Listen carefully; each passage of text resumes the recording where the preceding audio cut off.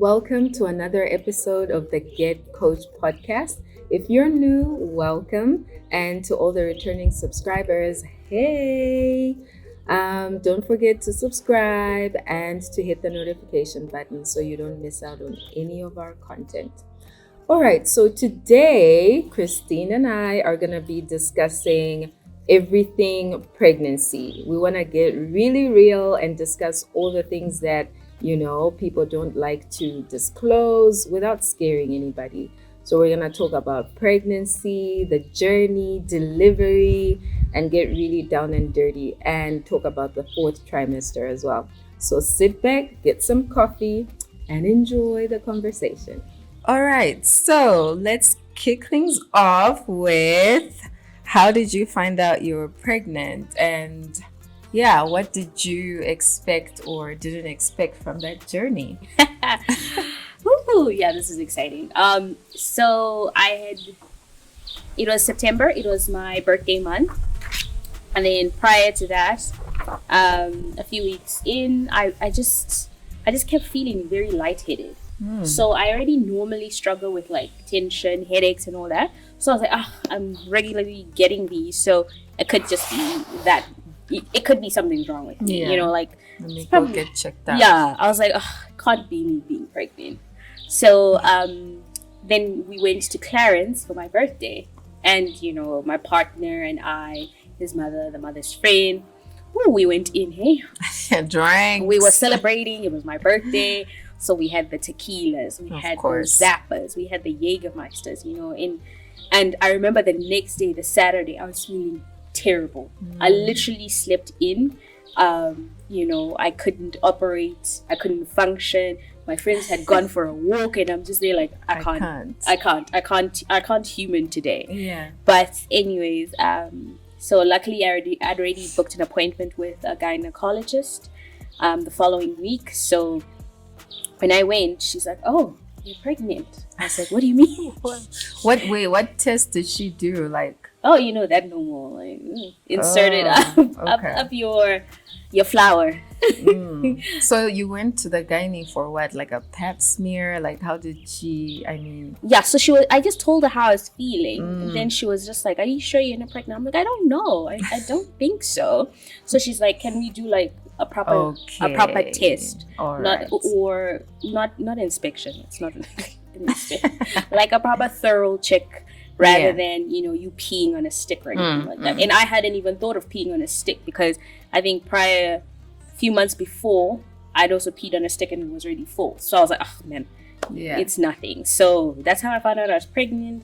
I was, I think, 7 weeks in. What? 7 weeks in. Wow. You were operating thinking that I'm fine, but yeah, so that was me. How did you find out? Similar story. Drinks are a problem. Drinks are a problem. I remember I went for lunch with one of my friends, and I was like, "Oh, my period is so late, but I'm experiencing some cramps." Yeah. So she jokes, she's like, "I think you're pregnant." I'm like, "Yeah, whatever."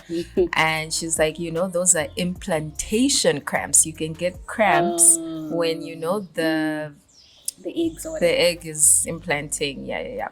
So I was like, yeah, whatever. And then that weekend, I think that was a Friday, and I had lost my phone. I had a new phone, so I didn't have my app. My period is extremely regular, like to the T. So I didn't have my period tracker. I would have known immediately that I'm late, so I'm pregnant, but I didn't have my app. Yeah. Anywho, that weekend, I remember I'd gone to do my nails. I wasn't a rosé drinker, but I'd gone to do my nails, and Lynette gave us rosé, whatever. I was like, this is yummy. So I went to the shops. I bought like a 1 liter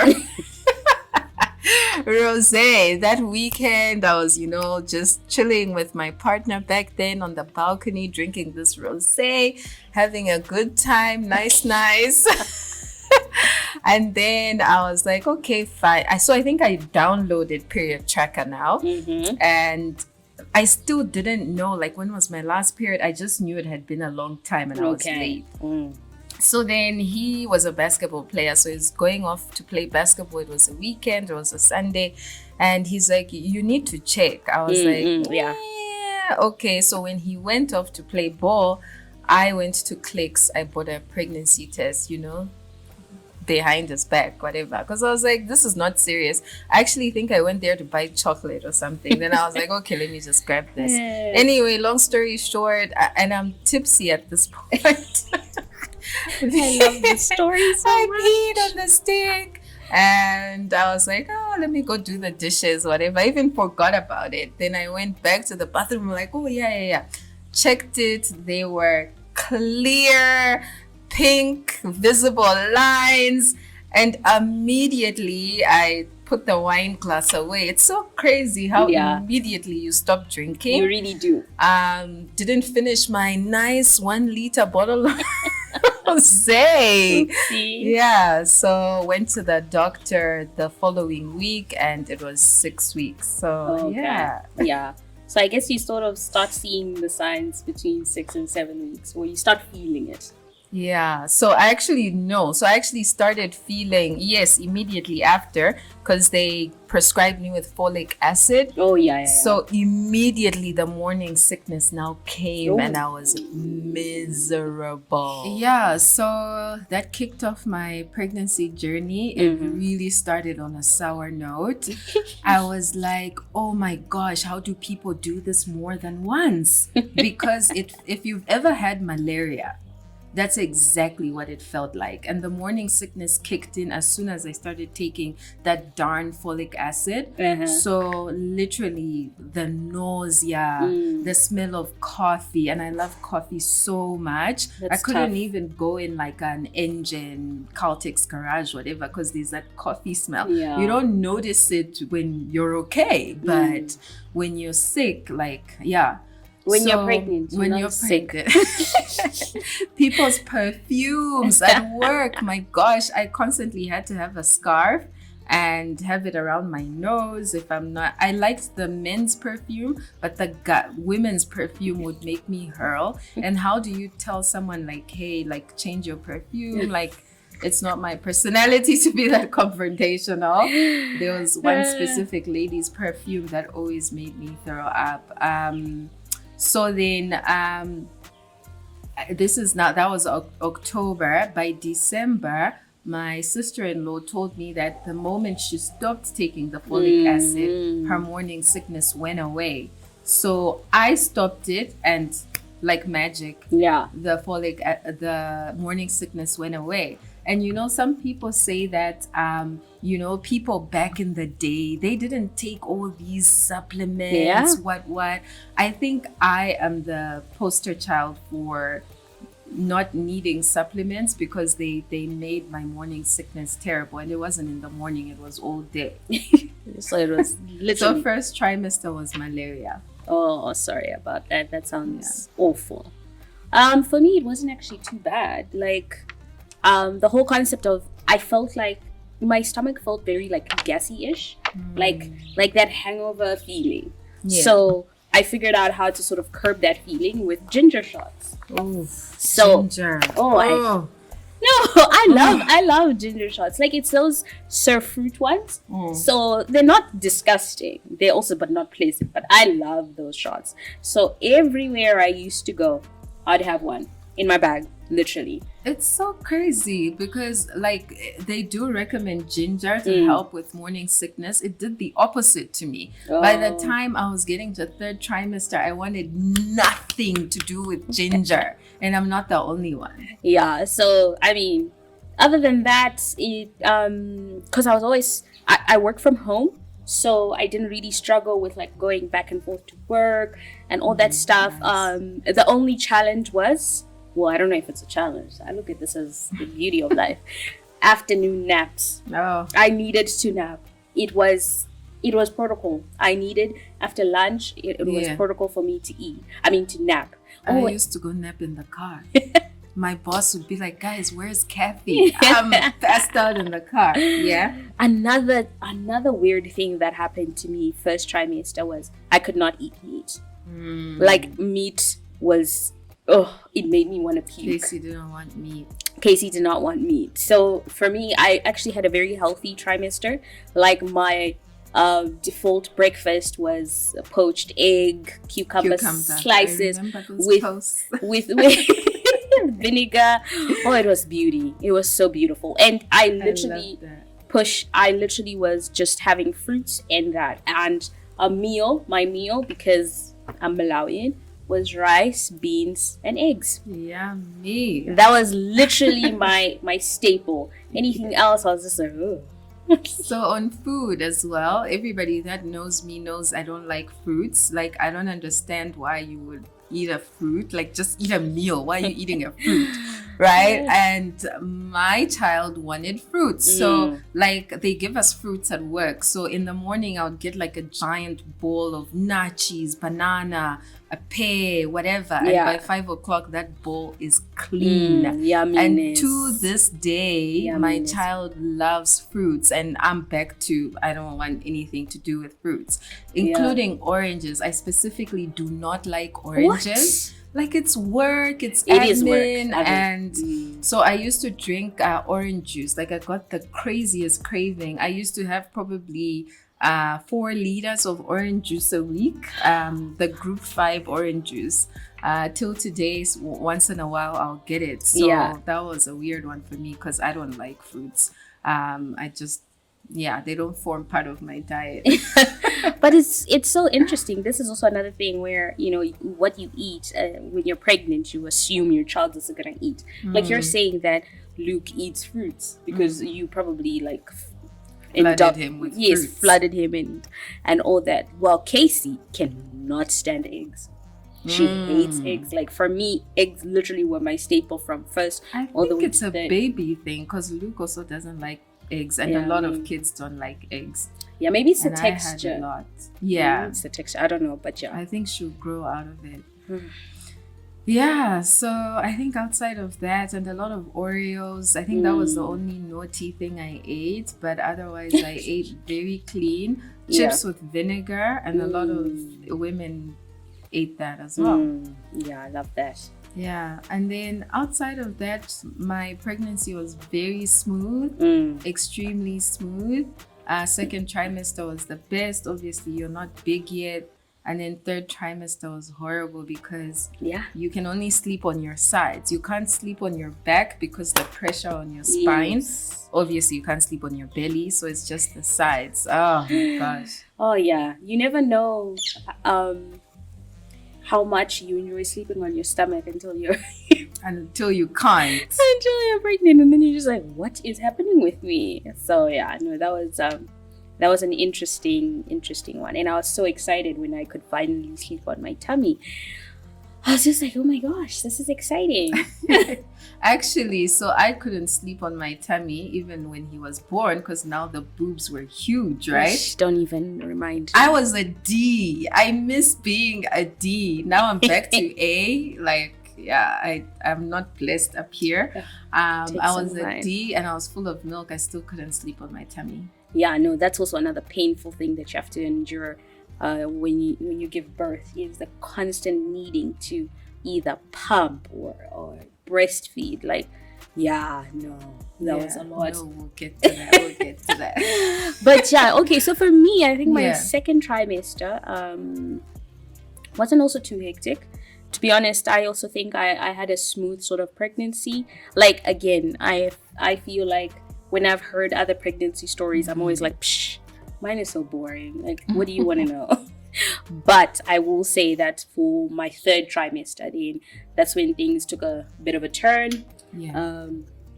That's when I was diagnosed with gestational diabetes, which is diabetes you get because you have a little fetus in your tummy.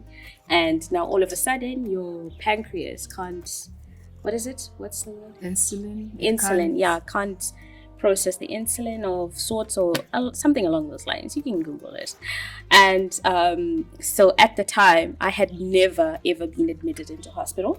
So for me, I guess I've always been a healthy child, touch wood, or a healthy human being. So that was my first time actually staying in hospital. Traumatic. It was traumatic, and they had all these like plugs around my belly because they were trying to monitor and make sure that the baby was not under Stress. stress and all that stuff. So it was very intense for me, and worse off, not even just about the fact that I had all these cables and machines around me, but it was also based on, it was during COVID. So I was You were alone alone in the hospital, and at the time they simply said that my partner could just drop me off and leave, and the only time I was going to see him was when they discharged me. So I think I stayed for like 2 days, and I was also really tough, and it was actually really boring. But it was beautiful because I think throughout pregnancy, one of the most amazing things you get to experience is another human's heartbeat. So through those through the periods where I'd been admitted in hospital, the machines allowed me to hear Casey's heartbeat, and it was so beautiful. And obviously you hear it during the ultrasounds, but it's still just, it's so beautiful. And for me, those are moments I'll hold to heart. But other than that, I think it was pretty straightforward. Nothing beyond whatever, some people's cervix, I think, open before they're due, things like that. And then you have to go on bed rest. You have to go on bed rest. They sort of, I think I had a friend who said they had to operate because she wasn't due, the baby wasn't due to come out for a few more months, so they had to operate and make sure that the baby wasn't coming out. So, like all these things I heard about, and I was just there like, me, all I have to do is just prick myself every 3 times a day, which was also actually quite traumatic. Because again, this is also something they don't tell you. You are gonna do 1 million tests throughout those 9 months.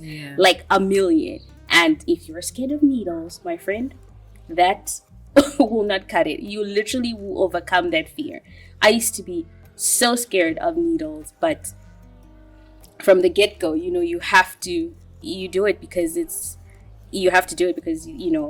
part of life, it's part of the process, and you want to make sure your baby is well. So all the blood tests they do, all the little tests that they do, if you if you, in case you have a UTI, they do all these other tests. Like it's that constant tests testing every month. But So in contrast to that, this is a podcast for another day. I won't go into detail, but in contrast to that, so I only had one consultation with a gynecologist, one at 6 weeks when I found out I was pregnant, and then nothing until 34 weeks, like 4 weeks until he was born. So again, it just goes back to those ancient times when God takes care of your child. Like, if as long as you're just eating well, whatever, he actually protects you. We are built to host a human and until they're ready to come out. So in contrast to that, I mean, I'm so thankful anything could have happened, but it didn't, for the reasons that I don't want to talk about now. I never had a single doctor's consultation. I was nervous about it. I couldn't go for reasons beyond my control. But nothing, and everything turned out well. I went again just before he was born, and thank goodness he was fine. That's definitely God's grace that you didn't need to go to the doctor. All right, great. So now let's shift gears into delivery and stuff. And by the way, I want to share this little sad story. It's not a little sad story. It's one of the saddest days of my life, actually. Okay. So I now called a gynecologist that was recommended to me. I called her at Olivedale Hospital, and this is in June. No, this is in May. Yes, this is in May.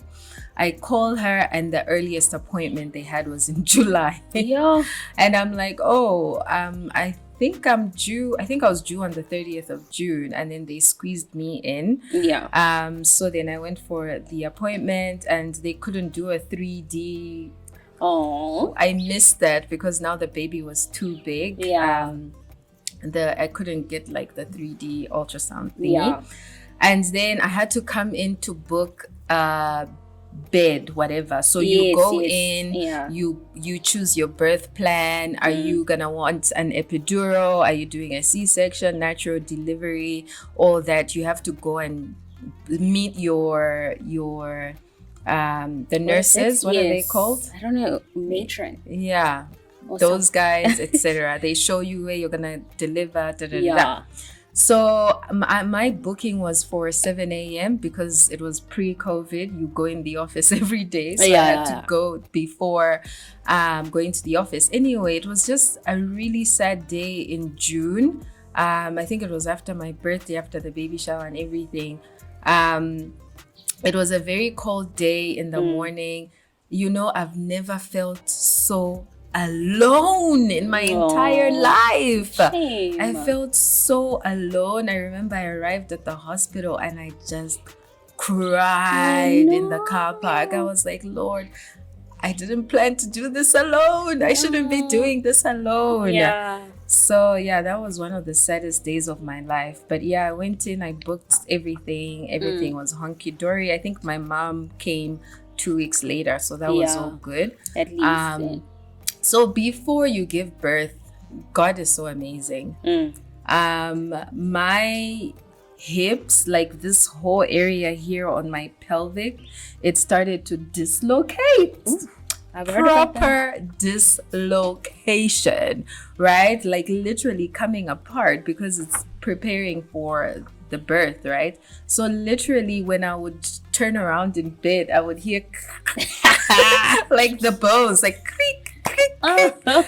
It was horrible and it's painful. Oh, is it? Yes, it's so painful. My other friend who lives in TZ, she experienced the same thing, like the dislocation. Like the human body is amazing. No. Females. Oh, yeah. Sorry.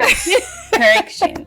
And I'm gonna link this video in the description box. I like medical stuff. So this YouTube channel shows cadavers and like it explains the heart, what happens when you're having a period, etc., etc. So this specific video shows you what happens inside when a woman is pregnant, how the heart shifts, the lungs go up, and it shows you where the baby sits and everything. You don't have to be squirmish because it's a cadaver, so it's like clean, there's no blood, whatever, but it's super interesting how the lungs go. I think it's so fascinating. Like if you're squirmish, don't click on the link, but I'm gonna put it down below.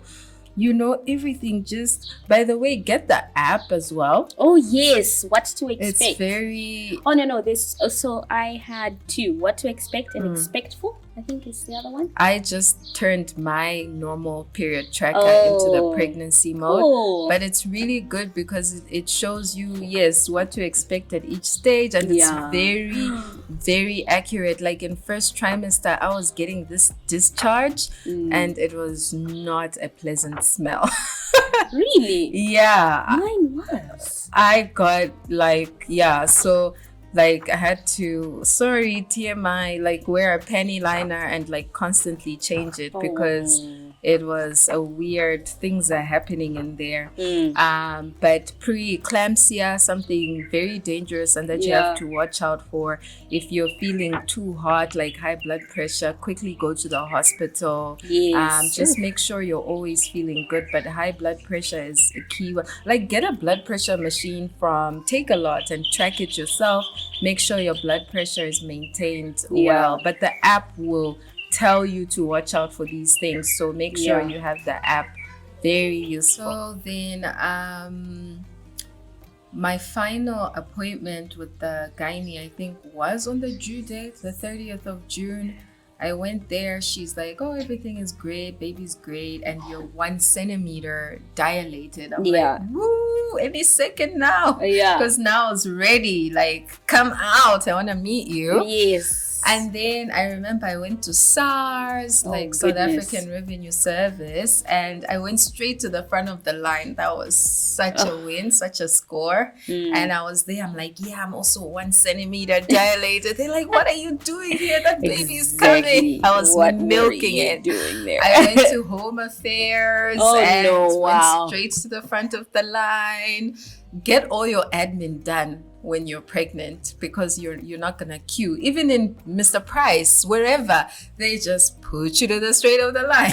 Well, you have to have somebody, like one of the attendants has to then be nice and Yeah, and gesture it. and But they others, do it. well, I didn't experience. Really? I only experienced it once or twice, and I'm not one of those to push through. I never queued. I Was clearly amazing. didn't use my pregnancy perks. So yeah, then 2 days passed, and then I started feeling period cramps. Yeah. For me, it started like the normal period cramps, and then they got progressively worse.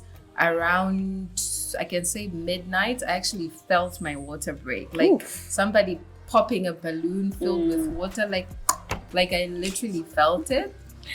And then I showered, and then I went and woke up my mom. I'm like, Mom, let's go. My water broke. But yeah, I made sure I showered first. I actually should have put my makeup, but anyway. What? Um, went to the hospital. They didn't want me there because I wasn't in pain. The only reason why they kept me was because my water broke. Okay. And the hospital is like basically walking distance from my house.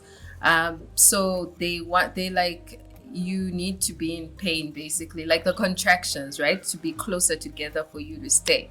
Anyway, they injected me with something which I low-key think was an inducer, because I was 1 centimeter for a while, and then that's when the contractions got so painful. And my mom was like massaging my back, like all night. Thank you, Mom, if you're watching this. Like, it's so sore. Yeah. I didn't go for prenatal classes. I recommend going for them. Yes, because agreed. then they had to come teach me how to breathe because it's so sore. I was going, and they're like, you're withholding oxygen from the baby. So you need to breathe through the contractions, like, Yeah. And then these nurses, they violate you. Oh my word. They come like every 30 minutes to an hour, and they put on a glove and they just chuck their hand up there to check how many centimeters you're dilated. But like, it was so violating. I mean, yeah. And you're supposed to shave beforehand, because they did come in to say, should we shave you? I was like, no, I did it myself. Like, I don't want them doing, so make sure you do that. Go for a waxing appointment, whatever. Yes, agreed. And then they gave me a mask. So in my birth plan, I wanted an epidural. But then in the morning, when the pain got so bad, I'm like, where's my epidural? They were like, oh no, you're 6 centimeters now, so we can't administer the epidural. I don't know if it was 6 centimeters and they're supposed to do it before then. They're like, it's too late. So I was a little bit mad about that. But in hindsight, I'm glad I didn't. I'm glad I didn't take any medication. It's super sore, but I'm glad I didn't get any medication. So they give you this mask with like, I don't know what's in there, but it made me so delirious. I need that mask for home. Just joking. I was so delirious. Like, I was telling my mom stories about things that don't make sense. I think, seeing angels. I don't know. Like, it was just weird. Yeah. So fast forward, it's morning now. I went in there at 2 a.m. By 1:30 p.m. And again, I'll always say, God is amazing. I can't talk about my life without talking about God. Amen. Immediately when you're 10 centimeters, your body wants to push, like automatically. Like, I told the nurse, I'm like, I feel like I need to push now. Like, you just feel it. And then she checked, and I was 10 centimeters. So the nice thing about all this is labor is long, delivery is short. Like, the pushing part is short, right? Okay. So then they called my gynae. She came through, pushed, and it was an assisted delivery, though. I think I was too tired to push. Okay. So they put that suction thing. Yeah. And then my poor baby had like a bump for the first 6 weeks of his life. It was winter anyway, so it was in a hat. But when summer rolled around, you could see the bump, and it was so sad. But yeah, I was too tired. But yeah, he came out, I think, 15 minutes. 20, bouncing baby boy out. So yeah, it was pleasant, super sore. But I'll do it all over again. I think next time we might get the epidural. I don't know. How was the first poop? His or mine? Yours, girl. Oh, now we're going into fourth trimester. Oh, okay. Well, we can we'll wait for get to that. that, We can yeah. wait for that. Oh, so I didn't have a natural. Well, my plan was to have natural, but because one, the gestational situation happened. Two, what they say when you do have gestational, obviously you mind what you eat, but then according to science, they say that the baby comes out a bit bigger. And naturally you have to give birth earlier than planned. So I think a good 4 weeks, 3 weeks before. So I think a week before or 2 weeks before the sort of planned C-section date, my gynae did the whole inspection to check if I'm dilating. That was at 36 weeks, so I wasn't obviously dilating. And at that time, Casey was still just over 2 kgs. So I guess in if you think about it, I'm also not a very big person in terms of like my frame is very small. So what the gynae had then already advised me is that you're not going to expect to get a big baby over 3 kgs, because the reality is they take the structure Of the mom, of the mom and the framing of the mom. So the reality is I was going to come out with a small baby. So I said, cool. So at 36, when she did the whole inspection and whatever, which like Kate said is very, very violating. Like I did not expect that. It was basically like, what is happening down there? Like, ouch, this is painful. So so we had like she said, you go for the visit, the hospital visit, the ward visit, and all that stuff. You meet the nurses, the head nurse in the hospital, etc. And luckily for us, we did the 4D ultra scan and all that, where you get to see the baby. So it's one of those perks that you get for under your medical aid. Yeah, you can choose to take one, you can choose not to. She looked, you couldn't really tell. I guess it's also it's a fun thing to do as a parent, because you're it's really, you see nothing much. I mean, I've seen some really good ones, but then it's also based on luck. Yeah, where they're facing, if they're awake at the time. And they told me like eat a bar of chocolate before you came. I was chowing before I got there, but this child was asleep. You could literally see her body was like this. So I think it's also one of those exciting things as a parent. You're like, I just want to see what they look like, who are they, and all that. So fast forward to then pregnancy, or the week of the pregnancy, my mom came, obviously, and then I literally worked until the last day before delivery. So we went in at 7 a.m. No, we left the house at 7. Got to the hospital around 8ish, give or take. And obviously, because I was having a C-section, they tell you do not eat and all that stuff. And I was like, there's no way I'm not gonna eat from 8 o'clock until midday, which was when the delivery was set. So at 6 o'clock, I literally was chowing. I was chowing breakfast. I'm like, I need to eat. Yeah. So anyways, and then we had to have a COVID test done. Oh my gosh. 2 days before. So both me and my partner had to get those, which was traumatic, especially because, like, COVID.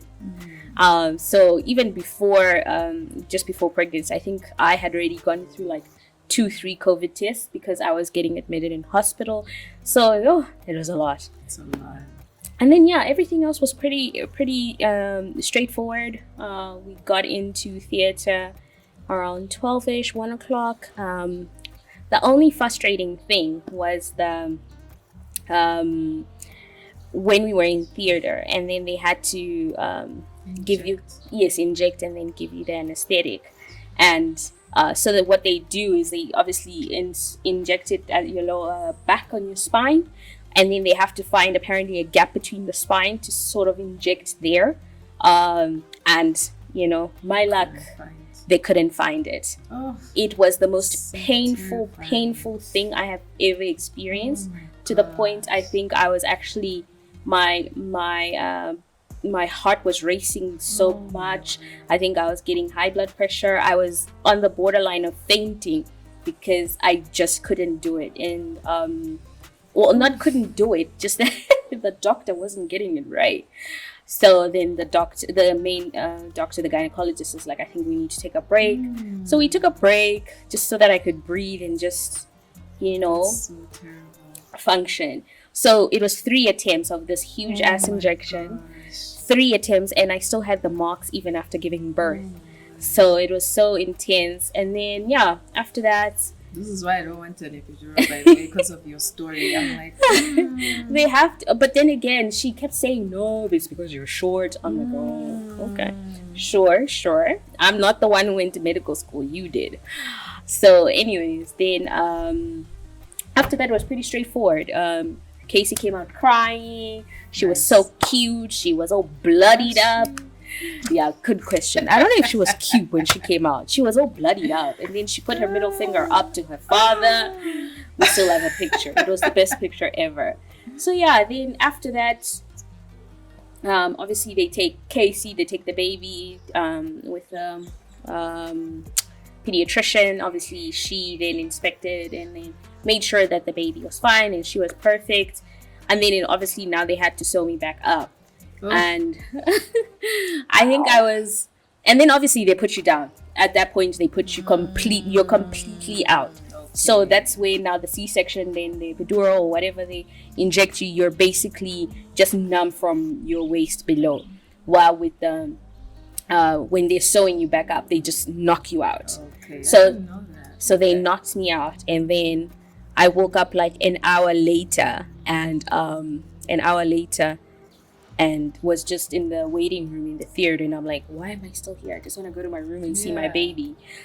So that was really nice. It was straightforward, quick, but I was in so much pain. They put me under so much medication, really like strong painkillers. And then now the not annoying thing, the most dreadful thing that happened is that they put me under a very strong painkiller, and then they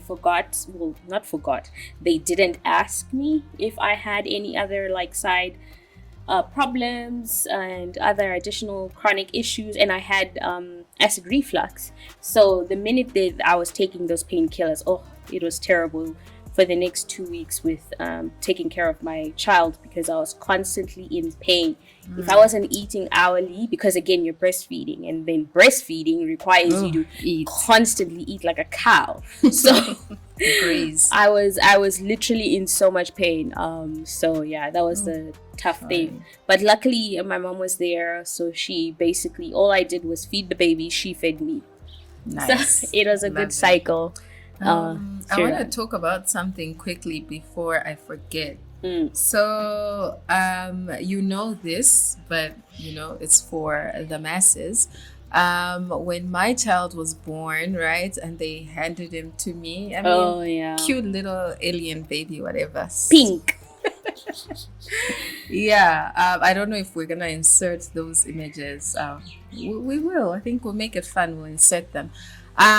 Anyway, I didn't, I hear stories of her, maybe she'll explain it, other friends where they place the baby and they're crying and it's emotional. It's like, I didn't get that. Not to say I didn't love him immediately. Obviously I did. I made this human. Yes. But I didn't have those crying. Oh no. I was Human just like, context. I wanna sleep. Take him away. We'll do the bonding thing later. I just want to sleep. And I just want to speak to other women that are like me. There's nothing wrong with that, right? Because for a long time I felt guilty. Why didn't I have this instant, ooh, I love you so much. In reality, I just met you. I don't know you. I don't know you. I'm meeting you for the first time. I don't know what you're about. You don't know me.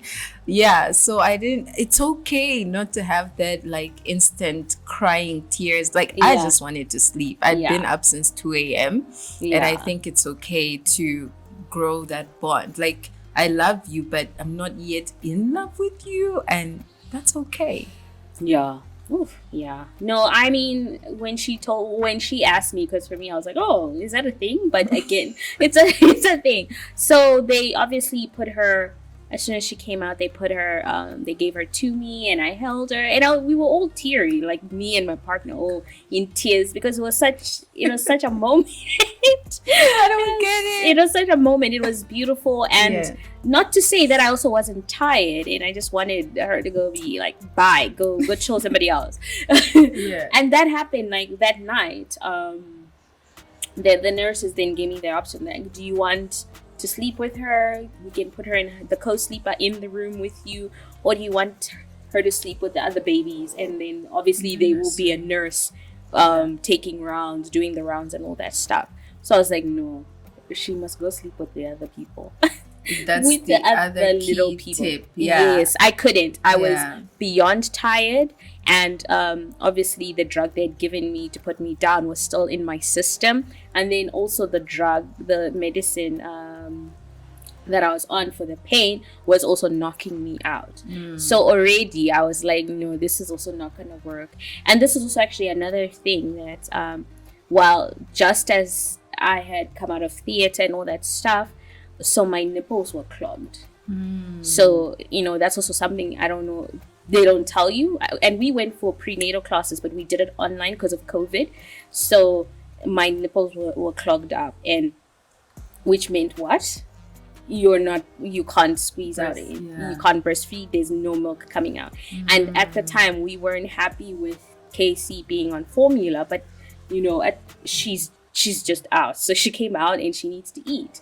So they did give her formula. So it was just one of those heartbreaking things for me as a mom, because she's out, and then I couldn't feed her because my nipples were clogged and all that stuff. And then we had a lady. She advised us to get this little plastic nipple. I don't know if it was a nipple guard or a nipple something, where it helps squeeze it out. And also another violating thing. This woman was trying to squeeze out the milk at the time. So I was just like, yo, this hurts. But anyways, eventually it did come out like the next day. So there was also that's also a thought I'd flag that people don't really tell you about. Yeah. But we'll go into fourth trimester to conclude. But we jumped over this point very quickly, but it's a very important tip.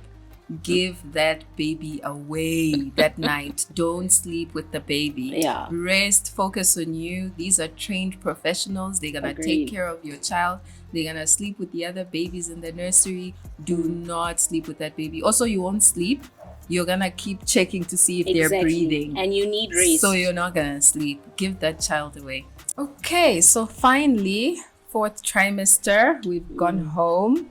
Actually, before we go home, so I had my child, maybe this is TMI, but I mean, let's be real, it's get coached.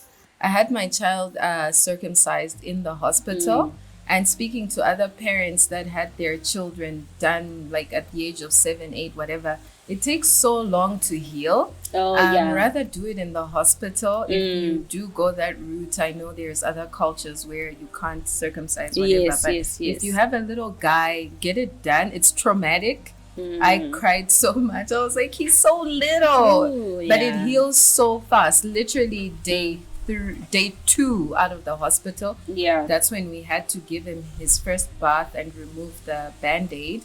And he cried so much. It was heartbreaking. But it healed like that. I think within 48 hours to 72 hours, completely healed. So do them a favor and do it when they're a baby. So yes, breastfeeding, super, super hard. Like, oh my gosh, it's so hard to breastfeed. The first, I think, week, and then you get used to it, and it's super painful. My gosh, it is so sore. It is so painful, like literally, because you're taking so many drugs anyway for C-section and for natural birth, because it's very tender down there. So you're on so many drugs, painful, I mean strong pain medication. It helps with the nipple pain, but it's extremely painful. It's really hard to get into, but after a week you get into it. You get into the swing of things, and things get better. Natural birth, you can't go to the bathroom. You can't do number 2. Other women will tell you to like squat in a bucket of salt water, but don't do that. Just get like a Spray. spray bottle, Yeah. and spray every time you go to the bathroom. Yes. That makes it easier. Yeah. And yeah, I didn't sleep. Hey, I kept checking to see if he was breathing. Like the first week, I didn't get any sleep. Yeah. But sleep when they sleep is the best tip ever. It's what? Does that even work? Not really. I will 'Cause- contradict. Because you're Objection. constantly changing, burping, feeding. It's a lot. Like what, Yeah. 12 diapers a day? Every time they eat, they poop. It goes like it's crazy. Yeah. But accept help as well. Like Agree. accept That all is the key. help. Don't try to be superwoman. Agree. Single parent or not, just accept help. Yeah. No, for me, I couldn't sleep when she slept. I I watched memes. I'd watched videos of people saying you need to sleep when she sleeps. I'm like, excuse me, but I also need to shower. Yeah, you in need that. to do other things. I need to shower. I need to at least look like a human being. Yeah. You know. So for me, I loved people who said they could do that, and I was just like, huh? Yeah, you can't really. Tell me more. Try to. But yeah, I think the key is accepting help. And for me, I have been so blessed that when my mom left, it was just a month only when I found a nanny. And oh my goodness, my nanny is basically deputy parent. Very soft, unfortunately, when it comes to Casey, but she is deputy parent. And we've had her since Casey was 2 months. Nice. 2 months, and Casey's two and 2 months now. Nice. So she has been our support system, because wow, you need a break too, especially because we work full time. So Yeah. weekends we also just want to take a break. So at least she doesn't work on the weekdays because she's There every weekend. she's there every weekend. But yeah, we can. Yeah, no, we're very thankful for that. And yeah, so fourth trimester, tell us more, because mine was just the medication because they they didn't factor in. So for me, I think the biggest thing of fourth trimester was the PPD. What's it called? Postpartum depression. It was really, really bad. Like weeping. Shame. Like I was just like, why am I crying? I should be. This is like the happiest time of my life. But Yeah. I was so depressed. Like that aching doom and gloom, like clouds over my head. That It was sounds terrible. so horrible, and I just felt like I can't explain it. I guess it's depression. Yeah. And so I was on an antidepressant. I'd like to believe it helped. Okay. But what helped the most, and my life coach taught me this. Shout out to Nikki, you're amazing. She taught me, like, leave that baby alone. Like, leave that baby, claim your life back. Oh. Who were you before Luke was born? And that it was also hard. Like, I remember just before I went back to work, I went to the movies, and I don't know what that movie was about because my mind was at home with him. Oh gosh. So it took practice. I remember going out with you and Chris to Pirates or something to watch a game, and my mind was back home. Like, can I even drink? I need to 4-hour rule. I need to breastfeed when I get home. That was tough. I can only have one drink. Like, just leave drinking alone. But yeah, it was really, really bad, and I just wanna speak to the women that go through this. It's normal. Find out what's gonna take you out of it. Yes. It doesn't make you a bad mom, because this is a huge change that you're going through, right? When you bring on another human into the world. So for me, what really helped was going back to work. I cut my maternity leave short because I was getting hectic cabin fever just being in the house. Yeah. People are like, don't take them to the mall, whatever, even though my mom's and I still did. But yeah, going back to work, getting back to routine really helped me come out of it, because it was a heaviness. Like, I couldn't, like, I'll just hear a song and it's crying, Oh and oh, it no. was so terrible. It Oh was so terrible. no. I was like, return to sender. Like, I don't want to do this. But Yeah. yeah, I'm fine now. So I'm glad you fought through it yeah. and Oh, and the other thing, my milk dried up after 3 months. I tried everything. People are like, eat popcorn, have porridge every day. I did all that. I ate so many carbs, but still the milk was just decreasing and yeah. going away. By the time I went back to the office after 3 months, the milk was gone. Yeah. So I also just want to let those women, and it happens a lot It where the does. milk goes away. Formula is not poison. It's okay. It was made for circumstances like this. Don't Exactly. feel bad for your child going on formula. In fact, just give them porridge and food. They can handle it. They're human, right? Yeah. So don't feel bad when your milk goes away. I did the supplements and they're so expensive. I did shakes. I did all these crazy things from Clicks and Discount that are so pricey. They are. But the milk still went away. Yes. So yeah, we just put him on formula and he's fine. He's healthy. I mean, we agreed on that too because mine also didn't last too long. I think the mark was 6 months, and I also didn't feel anything when that happened. I mean, at the beginning, right? I honestly wanted my sort of mark to say, okay, I've done my part was 3 months. If I can breastfeed her for 3 months, I'm good. I've done my part. She's gotten all the nutrients from the breast milk and all that stuff. And I get it. Breast is best, but it is what it is. So we put her on formula, and she was good. And despite the fact that she was born a very small baby, skinny and all that, at 3 months, the thing was chubster. She was so cute, and it's her face. She had like a little round face, no hair, by the way. Yeah. But she was healthy. So like you said, as much as breast is best, formula still really does the trick. And at the end of the day, you really just want to feed your baby, regardless of whatever the situation is. Yeah. And I'll be honest, I was not really attached to the breastfeeding journey like most women are, or some women are. I loved it. It was so cute. I miss it so much. I was sad. I was like, peace, bring on the wine. Wow. I was like, girls, when are we going out? Hey, you just said you need to go back to yourself. Normal self. So I was easy. I was so happy. Yeah.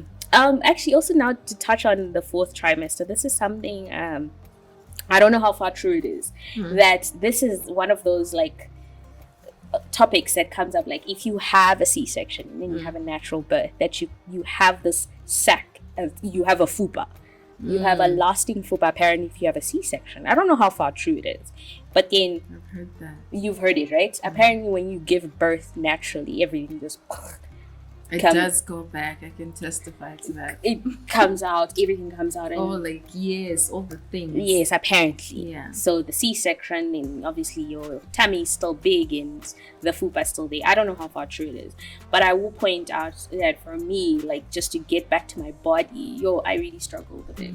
And it's only been for the past year that I've been able to say, Jesus, I'm so happy with myself right now. I'm not as chubby. I lost the baby weight. Yeah. And it took me a while to really come out of that funk because, I'm busy. I was busy with a new baby and all that. But then as time went by, routine was back to normal. I was then able to get back to myself and really work out, eat better and all that stuff, because I didn't really have a good relationship with food before my baby. And I personally, if I could take a pill instead of eat, I would do it any day. But now I'm like, I can eat. So I think this is also one thing that as mothers, we just need to remember to just love ourselves and be patient and don't rush through the process. I know some people are, the clapback is real. They look so good literally after like 6 weeks. You have the Sierras who is looking banging after a bit, and it's good for them. So just wanted to bring that up. I was one of those because I was losing like a kg a week. It was crazy with the breastfeeding. Like literally clothes that were tight when I gave birth, by the 3rd, 4th week, they were hanging off me. So it does happen with breastfeeding where it just chows all the fat. That I can testify to that. But yeah, I think that's it. And I think the real work begins when they are born. Whew. Yeah. Agreed. So good luck with that. Yeah, I don't I know. think that's it. Is there anything else that you want to share? Oh, actually, I have one piece of advice. Everybody is going to be here. Advice, advice, advice. It's your child. You do what you want. Raise it the way you want to raise it, him or her. Sometimes people would be like, "Oh, is your baby on a schedule?" And I would feel so bad. I'm like, "No, they eat when they eat. They sleep when they sleep. They're so little." And yeah, just do you. Yeah. Follow your rules. What's best for you and how you Yeah. want to raise your child. Yeah. Yes, take some pieces of advice, but at the end of the day, it's your child. Do what you want. Yeah. Totally agree. Totally. Well, that's it for that episode, guys. I hope you learned something or, learned a little nugget that you can share with somebody. And I hope it didn't scare you off from having kids also. Remember to share, subscribe, and tell your friends about the podcast. And we'll see you in 2 weeks. Bye.